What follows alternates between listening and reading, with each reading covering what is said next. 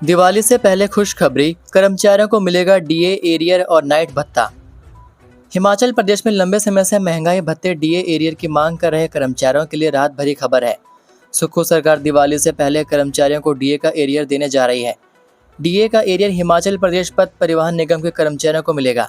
इसके अलावा उन्हें 1 महीने का रात्रि भत्ता भी दिवाली के त्यौहार से पहले दिया जाएगा।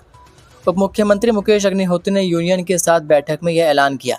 इस ऐलान से हिमाचल प्रदेश पथ परिवहन निगम एचआरटीसी के कर्मचारियों में दिवाली से पहले बड़ी राहत मिलने की उम्मीद जगी है। उप मुख्यमंत्री ने कहा कि सरकार निगम कर्मचारियों की समस्याओं को गंभीरता से समझती है और 7 से 8 दिनों के भीतर बकाया भुगतान सुनिश्चित किया जाएगा। उन्होंने यह भी भरोसा दिलाया कि आने वाले समय में अन्य वित्तीय लाभों को लेकर भी सकारात्मक कदम उठाए जाएंगे। एचआरटीसी चालक यूनियन के अध्यक्ष मान सिंह ठाकुर ने बताया कि यूनियन के प्रतिनिधिमंडल ने उप मुख्यमंत्री से विस्तृत बातचीत की। बैठक में वेतन, पेंशन, वित्तीय लाभ और निगम की आर्थिक स्थिति जैसे विषयों पर चर्चा हुई। उन्होंने कहा कि कर्मचारियों को समय पर वेतन और पेंशन नहीं मिल पा रही थी। उप मुख्यमंत्री ने आश्वासन दिया है कि जैसे ही निगम की वित्तीय स्थिति सुधरेगी, सभी भुगतान समय पर होंगे।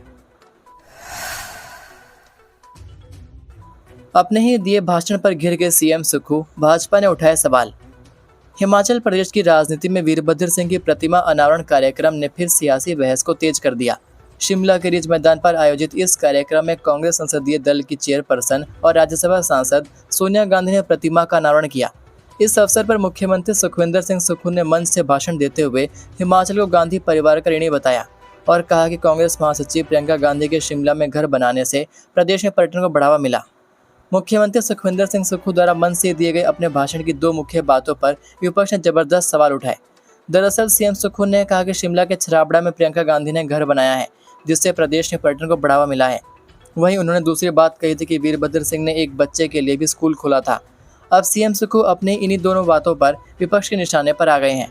रिज मैदान पर स्वर्गीय वीरभद्र सिंह की प्रतिमा अनावरण पर हिमाचल प्रदेश के पूर्व मुख्यमंत्री एवं नेता प्रतिपक्ष जयराम ठाकुर ने सोशल मीडिया प्लेटफॉर्म पर लिखा है, साथ ना होने पर भी होने का एहसास है।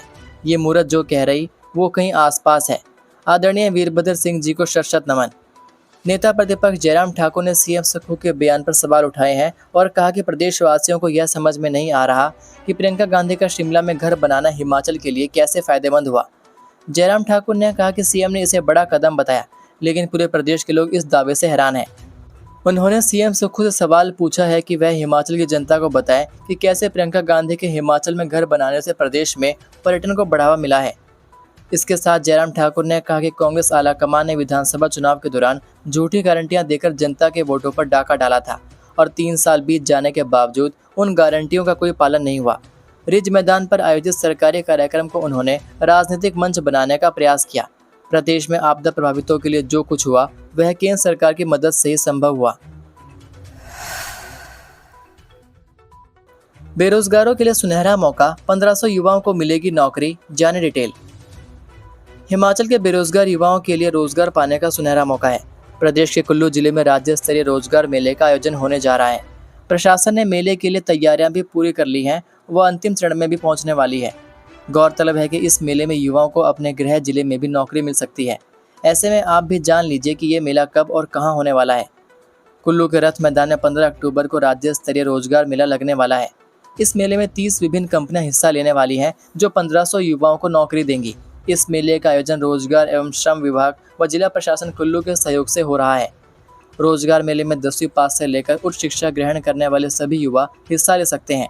गौरतलब है कि मेले में आने के लिए 30 कंपनियों ने हामी भरी है, जिन्होंने 1500 युवाओं के लिए वैकेंसी निकाली है।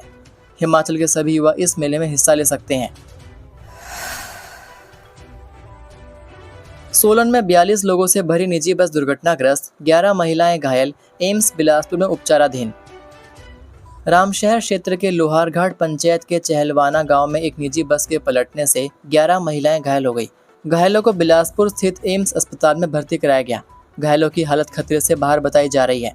बस में बिलासपुर के नमहोल तहसील के कोटल गांव के लोग सवार थे। यह सभी लोग निजी बस करके चहलवाना अपने रिश्तेदार के घर में शादी समारोह में आ रहे थे। जानकारी के अनुसार बिलासपुर के कोटला गांव से 42 लोग एक निजी बस में सवार होकर चहलवाना गांव आ रहे थे। जैसे ही बस चहलवाना गांव पहुंची और चालक साइड में बस को लगा रहा था, इस बीच अचानक बस पलट गई और बस के टायर ऊपर हो गए। बस जैसे ही पलटी तो चहलवाना गांव के लोग एकत्रित हो गए और घायलों को बस के बाहर निकालने में जुट गए। अधिकांश लोग खिड़कियों में से बाहर आ गए थे। इस निजी बस में 42 लोग सवार थे। वीरभद्र की प्रतिमा की झलक पाने को रिज पर उमड़ा जन सैलाब, नाचते गाते पूरे प्रदेश से पहुंचे समर्थक। हिमाचल के पूर्व मुख्यमंत्री वीरभद्र सिंह की प्रतिमा की झलक पाने के लिए सोमवार को शिमला के रिज मैदान पर जन सैलाब उमड़ आया। ढोल नगाड़ों के साथ परंपरागत परिधानों में नाचते गाते हुए लोग कार्यक्रम में पहुंचे। कांग्रेस के पूर्व राष्ट्रीय अध्यक्ष सोनिया गांधी ने जैसे ही रिमोट से प्रतिमा का अनावरण किया, राजा साहब अमर रहे के नारों से रिज गूंज उठा। इस दौरान कुछ लोग भावुक भी हो गए। रिज मैदान और माल रोड की ओर जाने वाली शहर की सभी सड़कें सोमवार को वीरभद्र सिंह की तस्वीरों वाले झंडों और बैनरों से सजी थी। सुबह 9 बजे से आयोजन स्थल पर लोगों के पहुंचने का सिलसिला शुरू हो गया था। आयोजन स्थल पर प्रवेश के लिए कई बार पुलिस कर्मियों और लोगों के बीच नोकझोंक भी हुई। वीआईपी ब्लॉक तक जाने के लिए आशियाना रेस्टोरेंट के एंट्री पॉइंट से रास्ता बनाया गया था।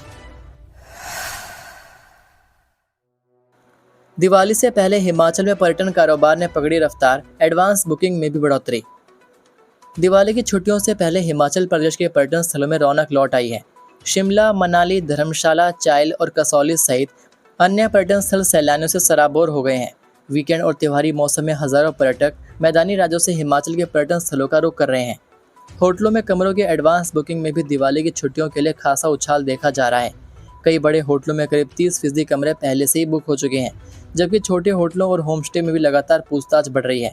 दिवाली तक यह आंकड़ा 50 से 60% तक पहुंच सकता है।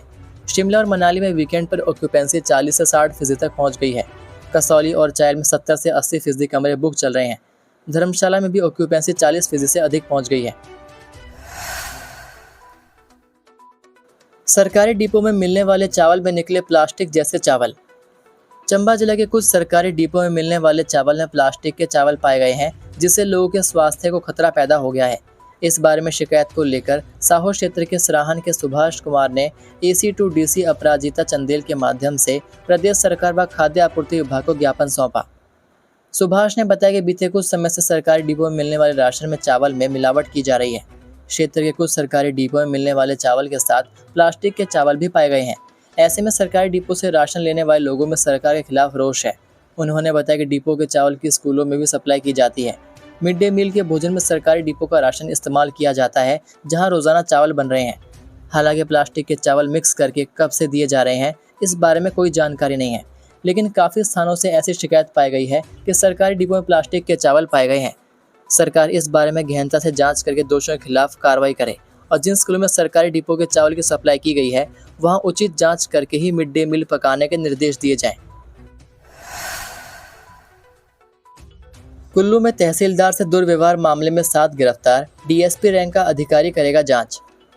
कुल्लू में पिछले दिनों दशहरे मेले के दौरान तहसीलदार के साथ हुए दुर्व्यवहार मामले में अब तक 7 लोगों को गिरफ्तार किया जा चुका है। इस संवेदनशील मामले की जांच एक उप पुलिस अधीक्षक रैंक के अधिकारी को सौंपी गई, ताकि जांच निष्पक्ष, पेशेवर और पूरी तरह पारदर्शी ढंग से की जा सके। हिमाचल प्रदेश के पुलिस महानिदेशक ने यह जानकारी दी। डीजीपी ने कहा कि पुलिस विभाग घटना को लेकर पूरी तरह गंभीर है और सभी दोषियों के खिलाफ सख्त कानूनी कार्रवाई सुनिश्चित की जाएगी। डीजीपी ने बताया कि मामले में अन्य शामिल व्यक्तियों की पहचान की जा रही है और उनके खिलाफ भी कानून के अनुसार कार्रवाई की जाएगी। उन्होंने कहा कि पुलिस विभाग किसी भी सरकारी अधिकारी या कर्मचारी के साथ दुर्व्यवहार बर्दाश्त नहीं करेगा और ऐसे मामलों में त्वरित व निष्पक्ष कार्रवाई की जाएगी। ये थे आज के मुख्य समाचार। हिमाचल प्रदेश की बड़ी खबरें रोजाना जानने के लिए सब्सक्राइब कीजिए DHP न्यूज़ चैनल को और बेल आइकन पर क्लिक करें, जिससे आपको प्रदेश की बड़ी खबरें हमारे द्वारा मिलती रहें। वीडियो को लाइक और शेयर ज़रूर कीजिए और आप हमारी वीडियो कौन से शहर से देख रहे हैं, नीचे कमेंट करके ज़रूर बताइए। वीडियो में अंत तक बने रहने के लिए आपका बहुत बहुत धन्यवाद। जय हिंद, जय भारत, जय हिमाचल।